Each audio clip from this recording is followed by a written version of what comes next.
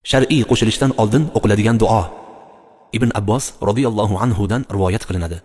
Nabiy sallallohu alayhi va sallam: agar birortangiz o'z ahliga, ya'ni juft haloliga qo'shilmoqchi bo'lsa, bismillah, Allohumma jannibna ash-shaytona va jannibish shaytona ma razaqtana desa, albatta, agar bundan ularga farzand taqdir qilingan bo'lsa, unga shayton hech qachon zarar yetkaza olmaydi, dedilar. Buxoriy va Muslim rivoyati. Ma'nosi: Allohning nomi bilan. Allohim, bizdan shaytonni yiroq qilgin.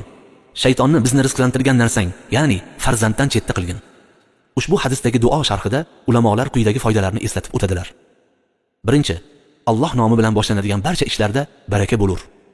Ikkinchi, agar ushbu duodan so'ng Alloh taolo insonlarni farzand bilan rizqlantirsa, shu duo orqali go'daklari shaytonning yomonligidan panoh topadi. Uchinchi, shu duo sabab shayton bu bola ustidan hukmronlik qila olmaydi.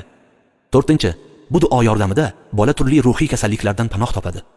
Beshinchi, yana chaqaloq tug'ilganda badanida uchrashi mumkin bo'lgan turli nuqsonlar yoki jin tegishidan mazkur duoning barakotidan forig' bo'ladi.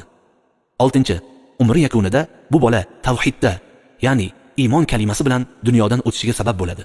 Vallohu a'lam. Bismillah. Allohumma jannibna ash-shaytona va jannibish shaytona ma razaqtana.